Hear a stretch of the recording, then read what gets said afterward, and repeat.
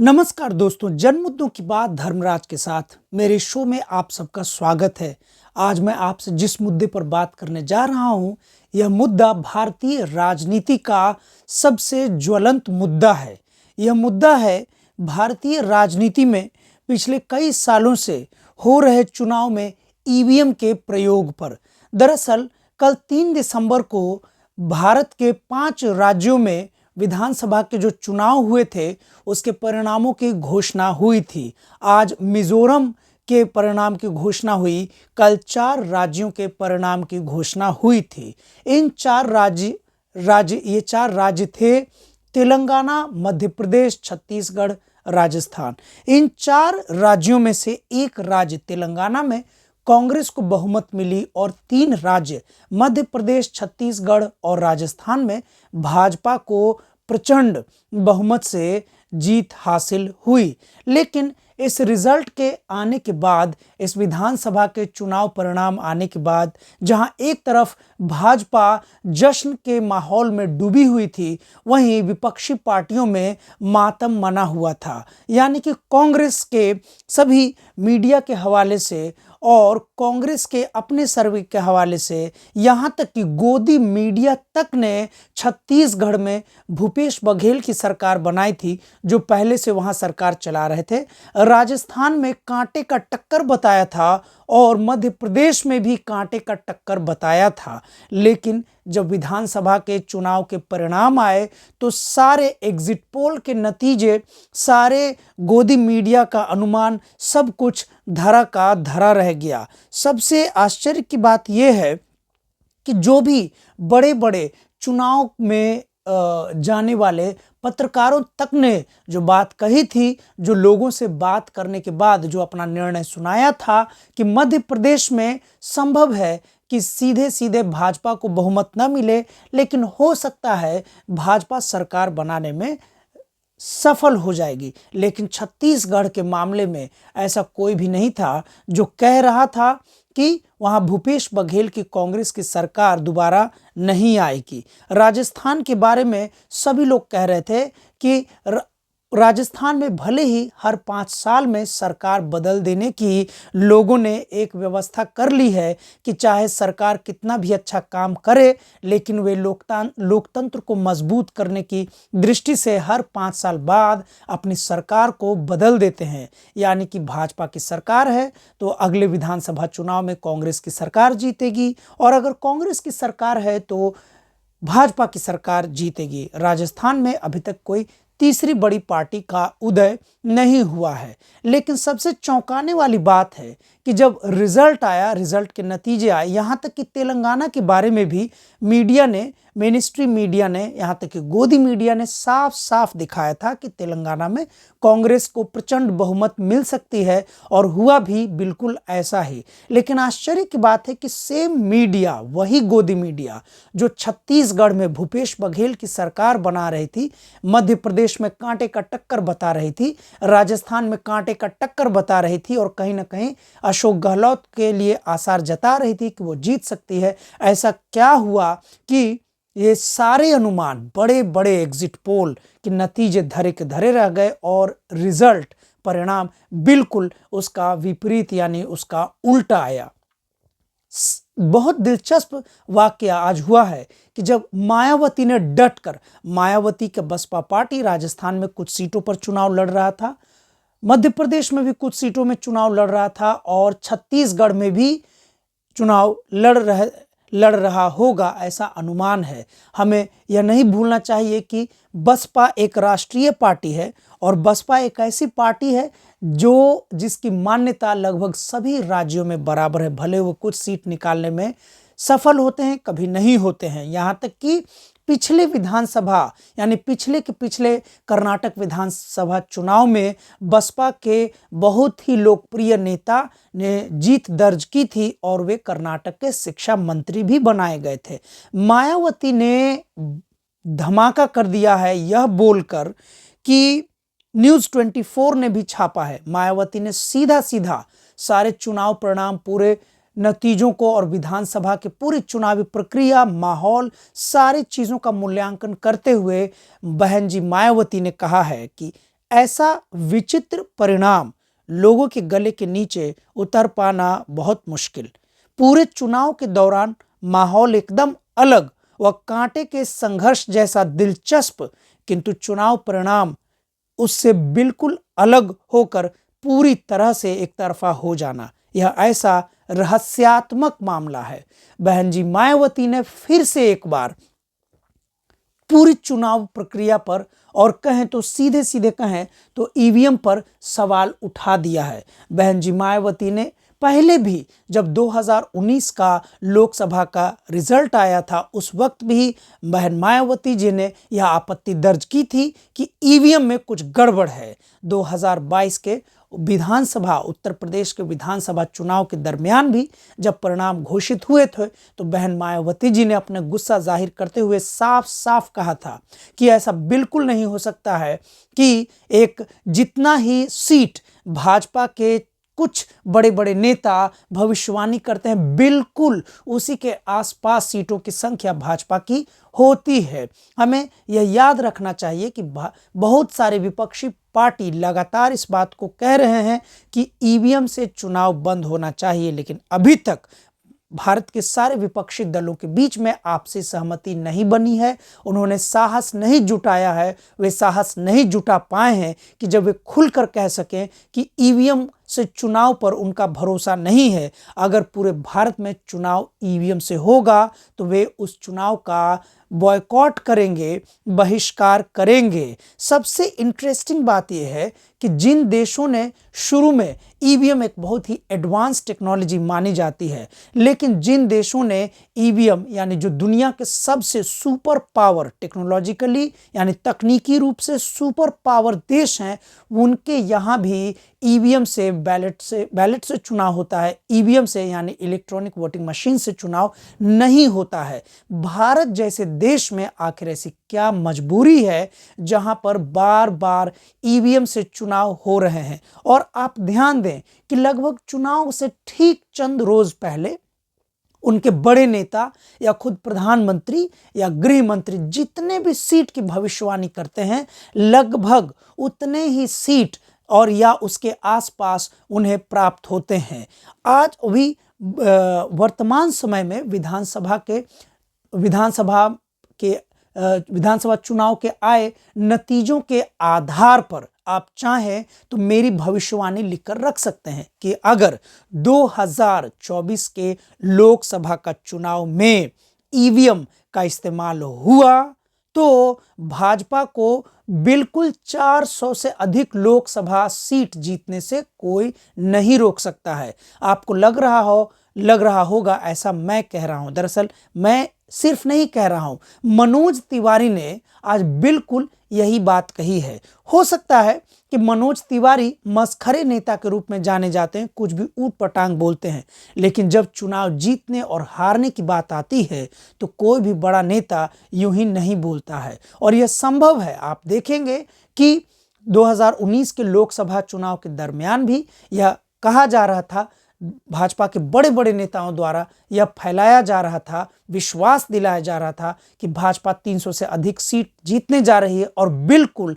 303 seat अकेले भाजपा को आई थी और उनके अन्य गठबंधन दलों को भी कुछ सीटें प्राप्त हुई थी। तो आखिर ऐसा कौन सा जादू, ऐसा कौन सा चिराग भारतीय जनता पार्टी के हाथ लग चुका है जिससे ठीक चुनाव के 2-4 रोज पहले अपने रैली में जितनी सीटें अपनी पार्टी को दिलवाते हैं बिल्कुल उसी के आसपास उन्हें सीटें प्राप्त होती है। हालांकि इस बार के चुनाव में यह मुख्य मुद्दा यानी ईवीएम मुख्य मुद्दा नहीं रह गया है। इसका कारण यह भी है कि जब 2019 के लोकसभा चुनाव में बहन मायावती जी ने अपना गुस्सा जाहिर किया था तो पूरे देश में एक ऐसा माहौल बनाया गया था जिससे बहन जी मायावती का मजाक उड़ाया गया था। वैसे अगर देखें तो मायावती के मजाक के बारे में बहुत सारे लोग मजाक उड़ाते हैं। दरअसल इस देश में आज भी बहन जी मायावती जैसी इतनी बड़ी नेत्री, इतनी बड़ी नेता, 4 बार की मुख्यमंत्री या भारत के सबसे बड़े सूबे उत्तर प्रदेश की 4 बार की रही मुख्यमंत्री के बारे में सिर्फ इतना ही कह के उन्हें उनकी राजनीति को, उनके व्यक्तित्व को खारिज कर दिया जाता है कि मायावती जी दलितों की नेता है। और जाहिर सी बात है, भारत जैसे जातिवादी देश में जहां पर किसी नेता को उसकी जाति से जोड़ दिया जाता है कि वो दलितों की नेता है, उनके हर बात का मजाक उड़ाया जाता है। हम सभी जानते हैं जीवन में कि बहुत बड़े बड़े लेखक, पूरी दुनिया में लोग अपने समय में अपने अतीत को याद करते हुए लेख लिखते हैं। कल्पना कीजिए कि वर्तमान समय में जो लोग भी चुनावी प्रक्रिया में जुड़े हुए हैं या जो नौकरी करने के लिहाज से पूरे चुनावी प्रक्रिया को करीब से देख रहे हैं, ईवीएम को करीब से देख रहे हैं, उसकी रखवाली कर रहे हैं, रात को क्या हो रहा है, दिन को क्या हो रहा है, उसे समझ रहे हैं। कल्पना कीजिए कि 20 साल बाद यही कर्मचारी बूढ़े होकर जब अपनी किताब में जिक्र करेंगे कि दरअसल 2014 के लोकसभा चुनाव से लेकर 2024 के लोकसभा चुनाव के जो नतीजे थे, चाहे वो विधानसभा चुनाव के नतीजे हों या लोकसभा चुनाव के नतीजे हों, उसमें सीधे सीधे धांधली की गई थी। और उस वक्त भी बहुजन नेता यानी मायावती जैसी नेता, अखिलेश यादव जैसे नेता या अन्य नेता खुली जुबान में या दबी जुबान में बार बार ईवीएम के खिलाफ बोल रहे थे, लेकिन सत्ता पार्टी अपने पूरे धन, बल और अपने मीडिया का प्रयोग करके उन्हें बदनाम करके उनकी आवाज़ को दबा रही थी। यह बात भारत में कोई पहली बार नहीं है या नई नहीं है कि जब दलित समाज का व्यक्ति, पिछड़े समाज का व्यक्ति, दबे कुचले समाज का व्यक्ति जब पहली बार कुछ ऐसा सच कहता है जिसको सुनने की आदत भारतीय समाज के लोगों को नहीं है, तो उनका मजाक उड़ाया जाता है। सारे लोगों के बारे में ऐसा ही कहा जाता है कि जब वे लोग कोई बात करते हैं तो इसको कोई अकल नहीं है। बहुजनों के बारे में कोई नई बात, जब बहुजन के खेमे से बातें आती हैं, कोई तकनीकी या टेक्नोलॉजिकल एडवांसमेंट की बात आती है या सच बोलने की बात आती है, तो उसे सीधे खारिज कर दिया जाता है। यह अब पूरे देश को लगभग भीतर भीतर यानी कि मन में सारे विपक्षी पार्टियों को यह बात समझ में आ गई है कि कुछ न कुछ गड़बड़ है। हालांकि यह बात सीधा है, हाल में ही यह बात सीधा है कि ईवीएम पर तो सीधे सीधे सवाल नहीं उठा रहे हैं, उसका एक ही डर है विपक्षी नेताओं को कि फिर से उनका मजाक उड़ाया जाएगा। लेकिन मायावती जी फिर भी उस मजाक उड़ाए जाने के डर को उन्होंने दरकिनार करके अपने मन की बात को उन्होंने जाहिर किया है। और ऐसा उम्मीद है बहुत सारे चैनलों में भी यह संभव है कि बात हो रही हो, लेकिन किसी को यह साहस नहीं है कि भाजपा जैसी सरकार के सामने सच को बोल सके। हालांकि 4 PM जैसे चैनल इस बात पर चर्चा करा रहे हैं, बहुत बड़े वैज्ञानिक चर्चा करा रहे हैं। हाल ही में मेरे एक वैज्ञानिक मित्र से मैंने पूछा कि राहुल गांधी ने अपने प्रेस कॉन्फ्रेंस में एप्पल पर सवाल उठाया था कि एप्पल में उनके मोबाइल हैक होने का अलर्ट आ रहा है, क्या ऐसा संभव है? तो हमारे मित्र ने, जो खुद ही एक वैज्ञानिक है, उन्होंने सीधा सीधा जवाब दिया कि ऐसा कोई भी डिवाइस जो इंटरनेट से कनेक्ट होने की संभावना है, जो डिवाइस एक्टिव है, उसे कहीं से भी हैक किया जा सकता है। इसमें कोई बड़ी बात नहीं है। आपको याद दिला दूं कि कुछ महीनों पहले या संभव 1-1.5 साल भी हो गए हों, पूरे दिल्ली एम्स का ऑनलाइन हैकिंग कर लिया गया था, जिसे रिकवर करने में भारत सरकार के वैज्ञानिक कर्मचारियों को कई हफ्तों का वक्त लग गया था। आप कल्पना कर सकते हैं कि साइबर अटैक हो रहे हैं, हैकिंग हो रहे हैं पूरी दुनिया के बारे में। कहा जाता है कि जहां एक ज़माने में युद्ध असलहे और बारूद से होती थी, तलवार और भाले और बर्छे से होती थी, अब युद्ध का रूप बदल गया है। अब युद्ध मिसाइल से जहां हो रहा है, लेकिन सबसे बड़ा युद्ध साइबर वॉर का है। पूरी दुनिया में जो सबसे बड़ा युद्ध हो रहा है, साइबर वॉर का हो रहा है। ईवीएम एक ऐसी ही मशीन है। आपको यह भी याद होगा कि जब 2019 के लोकसभा चुनाव के दरमियान ईवीएम पर बहुत सवाल उठ गए थे, तब यह मामला सुप्रीम कोर्ट में गया था। सुप्रीम कोर्ट में यह बात कही गई थी कि वीवीपीएटी को चेक कराया जा सकता है, वोट देने के पहले कुछ चेक कराया जा सकता है, वीवीपीएटी को गिनकर मैच कराया जाना चाहिए। यहाँ इतना ही नहीं, सुनने में तो यह भी आया था कि कोई भी व्यक्ति अपना वीवीपीएटी का पर्ची देखना चाहे तो वह देख सकता है और उसकी भी गिनती अलग से होनी चाहिए। लेकिन लगातार हम देख रहे हैं कि ईवीएम से चुनाव होने के बाद एक जीत का लहर का माहौल बना दिया जाता है और तुरंत मीडिया में चला दिया जाता है कि प्रचंड बहुमत, प्रचंड जीत जैसी भाषा का प्रयोग करके और सारे सवालों को दबा दिया जाता है। आज के समय में कोई भी वीवीपीएटी के बारे में या उन्होंने जिस पार्टी के वोट के सामने बटन दबाया था उसकी पर्ची निकली या उन्हें दिखाई गई या नहीं, इस पर कोई बात नहीं हो रही है। इसे सीधे सीधे दबाया जा रहा है। ईवीएम को लेकर बहुत सारे सवाल बहुत सारे विपक्षी दलों के मन में है। संभव है कि आज इंडिया अलायंस की बैठक हुई है। इंडिया अलायंस के बैठक में संभव है कि इस बात पर चर्चा भी हुई होगी कि आखिर ऐसा कौन सा जादू है कि पूरे चुनावी प्रक्रिया के दौरान माहौल भाजपा के विरोध में रहता है, लेकिन ठीक 1-2 दिन पहले यानी जब वोटिंग होती है तो वोटिंग मशीन के बक्से से भाजपा के फेवर में ही, वो भी कुछ संघर्ष जैसा भी नहीं, 100 सीट का फासले जैसा रिजल्ट आता है, जैसा कि हम मध्य प्रदेश में देख रहे हैं। तो ईवीएम पूरी तरीके से भरोसे लायक नहीं रह गया है। जनता बार बार सवाल कर रही है।